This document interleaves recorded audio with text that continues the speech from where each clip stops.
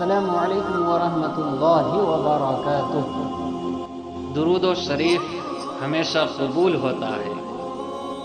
دعاؤں اور نیکیوں کے قبول ہونے یا رد ہونے کا احتمال موجود ہے، لیکن سرکار دو عالم صلی اللہ علیہ وسلم کی ذات اقدس پر درود شریف بھیجنا ایک ایسا مبارک عمل ہے جو ہر حال میں قبول ہوتا ہے، کیونکہ درود شریف آپ صلی اللہ علیہ وسلم پر نزول رحمت اور آپ صلی اللہ علیہ وسلم کے درجات کی بلندی پر مشتمل دعا اور ذکر کا نام ہے، اس کے رد ہونے کا کوئی احتمال نہیں۔ حضرت عبد الرحمن بن عوف رضی اللہ عنہ فرماتے ہیں، ایک مرتبہ میں مسجد میں آیا تو دیکھا کہ رسول اللہ صلی اللہ علیہ وسلم مسجد سے باہر نکل رہے ہیں۔ میں آپ کے پیچھے چل پڑا اور آپ کو میرے پیچھے آنے کی خبر نہ ہوئی۔ نبی اکرم صلی اللہ علیہ وسلم کھجوروں کے ایک باغ میں پہنچے اور قبلے کی طرف رخ فرما کر سجدے میں گر گئے اور بہت دیر تک اسی طرح سجدے میں پڑے رہے، یہاں تک کہ مجھے خطرہ ہوا کہ کہیں آپ صلی اللہ علیہ وسلم کی روح کو اللہ نے قبض تو نہیں کر لیا۔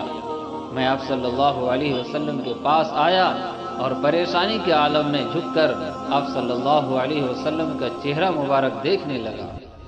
آپ صلی اللہ علیہ وسلم نے سر مبارک سجدے سے اٹھایا اور مجھ سے فرمایا، اے عبد الرحمن، تم کیوں پریشان ہو؟ میں نے عرض کیا کہ آپ صلی اللہ علیہ وسلم کے دیر تک سجدے میں رہنے سے مجھے شبہ ہوا کہ اللہ نے آپ کی روح کو قبض فرما لیا ہے، اس لیے میں یہاں آ کر آپ صلی اللہ علیہ وسلم کو دیکھنے لگا۔